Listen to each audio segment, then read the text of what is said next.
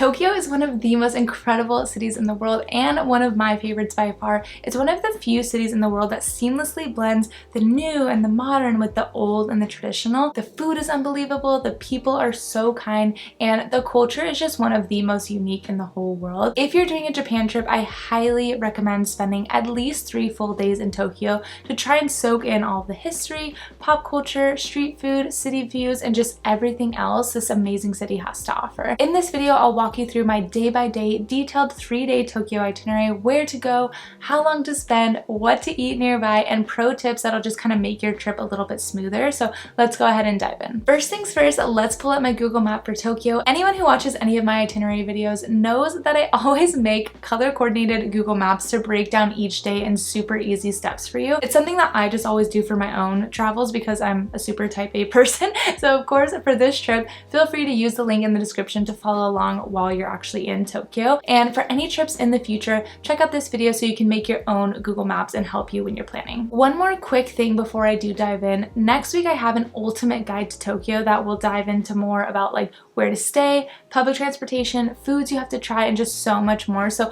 I won't really have any of those types of tips in this video. I'll solely be dedicating this video to a detailed day-by-day itinerary. So make sure to subscribe and hit that bell icon so you don't miss out on that video. I will just say for this itinerary, I do recommend booking your accommodation in the Shinjuku area since there's tons to do in that area and you're really well connected to all different parts of Tokyo and actually all different parts of Japan via the Shinjuku train station if you are planning on doing some day trips outside of Tokyo via train. So now let's go ahead and dive into our 3-day itinerary since now we know where to stay. On day 1, we're going to do the red pins, which are Shinjuku, Harajuku, and Shibuya areas. You'll start off your morning in the Shinjuku National Garden, which is a serene, beautifully maintained garden combining Japanese traditional, English landscape, and French formal garden styles. In spring, it's a top cherry blossom spot with about 1,500 cherry blossom trees. It usually opens around 9 a.m. and costs about 500 yen for adults. I'd recommend entering from the Shinjuku gate side, which is the more central entrance, and planning about 2 hours if you want to wander slowly, take cute photos, and just kind of really soak it all in. After you exit, head towards Shinjuku's side streets where you'll find small ramen shops, soba counters, and standing sushi for a quick, cheap lunch. Before heading to Harajuku and Takashita streets, this is Tokyo's fashion hub for the younger generation. Neon apparel, quirky shops, crepe stands, pop culture cosplay shops, vintage boutiques, and so much more. Even if this type of fashion isn't your style, kind of like me, and you don't really want to buy anything, it's so quintessential Japan, so it's definitely an experience that you do have to have. Personally, I just window shop and I got a crepe and one of those Korean corn dog things. You'll see stands for these everywhere. If you do want to shop though, and again, these shops aren't really necessarily your style, you can always walk to Omotesando for a higher end change of pace with a lot of flagship stores rather than these quirky boutiques. Once you're done with this, you're going to head to the Meiji Shrine and Yoyogi Park, which is a totally different vibe. This is one of my favorite things about Japan, the juxtaposition of the modern, old, pop culture, and the spiritual calm of the traditional past. And the Meiji Shrine is just that. The grounds are so peaceful, so beautiful. It was built to honor the emperor and empress, completed in 1920. The forested paths were planted with over 100,000 trees donated from all over Japan. That's why even though it's in the city, it really does feel like you've been transported deep into the woods. The main grounds are free, but some special exhibitions or inner sanctums may have some small fees. Once you're done, you'll head right next door to Yoyogi Park, which is also free and perfect for people watching, street performers, or a peaceful walk along a large tree-shaded path. Once you're done, we're leaving the tranquility and heading back to the crazy modern energy that Tokyo has to offer by going to Shibuya. You can walk or take the train over there, and your first stop is going to be the Shibuya crossing, one of the busiest pedestrian intersections in the world. This mass crossing is mesmerizing, especially at night when you're just surrounded by these LED displays. So I highly recommend walking across it first, of course, because you have to experience it, and then going up to a cafe or a building kind of overlooking the crossing to catch a bird's eye view of how it all works and kind of feels like it's in slow motion. From here, you can either end the night by just heading back to your hotel in Shinjuku or grabbing dinner in that area. I highly recommend walking around Kabukicho, which is Tokyo's red light district. If you're anything like me and and adult entertainment isn't your vibe, it's still just cool to walk around and kind of just see the neon lights and the energy of the whole area. Or if you're still in the mood to do something else before you head back to Shinjuku, you can head up to Tokyo Tower to see the city all lit up at night. It is so gorgeous, but it is a little bit pricey, ranging from about 1,200 to 3,000 yen depending on the level you want to go to. But if you're open to spending that, you should definitely check it out because it's a great way to end your first day in Tokyo. Now we're moving to the orange pins, which is day 2. This is where we're going to see Asakusa, Ueno, and some museums and a lot more stuff. So you'll start the day by heading to Asakusa. Your first stop is going to be Kaminari-mon, which is the outer of 2 large entrance gates, which ultimately leads you to the Sensoji Temple, which I'll talk more about in a little bit. So take some photos outside the gate and then head through the gate to walk slowly up Nakamichi Street, which is a long shopping pedestrian street leading you to the temple. All along the street, you'll find handcrafts, snacks, souvenirs, traditional sweets. I really enjoyed walking along this street. There was just so much to see. And if you do like to do some souvenir shopping, this is the place that I would recommend doing it. Yes, it's touristy, but it is super cool. And eventually you will make your way to the Sensoji Temple, which is Tokyo's most iconic Buddhist temple and one of the oldest. According to legend, 2 fishermen in 628 AD pulled a mysterious golden statue of Kannon from the Sumida River. And no matter how many times they tried to return it to the water, the statue just kept reappearing. And eventually this led to the temple's first structure to kind of house this statue in 645 AD. Today, Sensoji sees over 30 million visitors a year and is considered by many locals to be the spiritual heart of Old Tokyo. When you're done, it's time to grab a bite to eat. Some great budget options in the area are Tenden Tenya, which is a chain for cheap tempura bowls, or Ramen Menmaru, which has super cheap ramen bowls for around 350 to 470 yen. Once you're done eating, it's time to head to Ueno Park, which is one of my favorite spots in Tokyo because it feels like the city just takes a deep breath here. It used to be part of this massive temple complex called Kiniji that was connected to the old shoguns, but after a war in the 1800s, the area got turned into one of Japan's very first public parks. Now it's packed with so many museums, little shrines, a zoo, and this big pond where you can just kind of rent rowboats or just sit and watch people go by. If you come in the spring, the whole place explodes with cherry blossoms. It's honestly so magical. It's also one of the best places to just slow down, grab some street snacks, and enjoy a more local side of Tokyo, just kind of getting away from the chaos of Shibuya or Shinjuku. Like I kind of mentioned, if you love museums, this is going to be your favorite part of the trip because within Ueno Park, there are 4 amazing museums for you to check out. The Tokyo National Museum, the National Museum of Western Art, the Tokyo Metropolitan Art Museum, and the Tokyo Science Museum. Obviously, depending on your love for museums or just your interest in general, you can pick which ones you want to go to or make the most of it and try to check all of them out. Just make sure that you do have enough time and be sure to check both the entry ticket prices and if there are special exhibition prices for each one of those before you kind of make your decision. Once you're all museumed out, you'll head to the crowded, buzzing market street,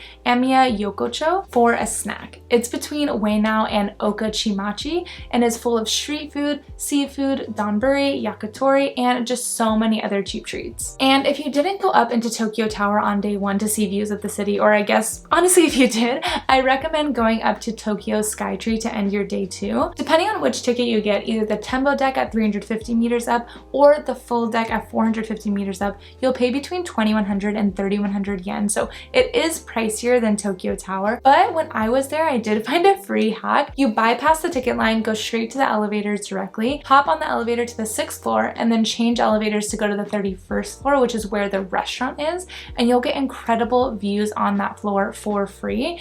If any of you have tried this recently and you're no longer able to do that for some reason, please drop it in the comments below so everyone is aware of this. But personally, I would pay for the Tokyo Tower on night 1 and then come and do these free views on night 2. I wouldn't pay for both. To end night 2, you can grab dinner at Toriton, which is a popular revolving sushi place which is right next to Skytree, or a local yakitori place called Hideyoshi right next to Skytree if you want some grilled skewers with a more casual vibe. After dinner, walk around the tower base, enjoy the city lights and the reviews. And now we're moving on to day 3, which are the green pins. We'll start the morning at Imperial Palace, which is right in the heart of Tokyo, and honestly, it's hard to believe how peaceful it feels considering how close you are to the busy business district. This is where Japan's imperial family actually lives, and the grounds used to be Edo Castle, the home of the powerful Tokugawa shoguns who ruled Japan for over 250 years.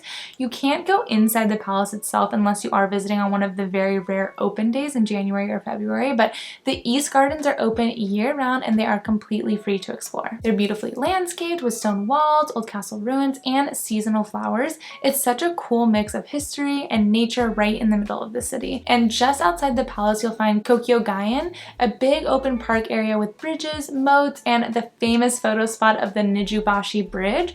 Definitely one to add to your Tokyo photo list. Once you're done, walk through Marunouchi Nakadori, which is a street filled with stylish boutiques and cafes, and eventually this street will lead you into Ginza, which is Tokyo's upscale shopping and dining district. If you're like me and you don't have the budget to shop in an area like this, that's okay. This is the perfect place to window shop, admire architecture, and just kind of explore all the side alleys and unique cafes and small shops that you find. So get lost, find yourself some lunch, like maybe one of the department store food halls like Mitsukoshi or Ginza 6 that offer Depachika, which is a selection of sushi, bento, grilled meats, sushi sets, and so much more. Once you're done, we're heading to Akihabara, which is Tokyo's electronics, anime, and manga district. So if you're into tech, anime, gaming, or honestly just want to see some super quirky Japanese culture, this might be one of your favorite spots in Tokyo. It's basically the mecca for electronics and otaku or fandom culture. Decades ago, this area was known for selling radios and small electronics after World War II, but over time it transformed into this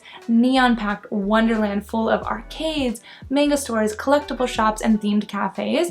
You can spend hours wandering through multi-story stores like Yodobashi Camera, or dive into smaller ones filled with vintage video games and rare anime merch. And like I said before, even if you're not into this scene, Akihabara is worth visiting just to experience how wild and unique it feels. There's nowhere else quite like it. Plus, grab some street food while you explore, things like crepes or taiyaki, which are these fish-shaped pastries that are filled with sweet fillings. They're easy to find and perfect for snacking in between shops. And you'll just end your day here, so take your time exploring and finding some dinner nearby, hopefully with some local food that you haven't tried yet. Now, you'll notice there are two blue pins on the map that I didn't include in any of the 3 days, and they're both museums, the MoMA and the National Art Center. So if you're a big museum person and these are must-see destinations for you, make sure to work these into your itinerary. Or if you're kind of indifferent, you can just kind of keep them as extra spots just in case you have any time to fill in any of the 3 days in Tokyo. I'm not a huge museum person, and there are just so many that most people already visit within the Ueno area that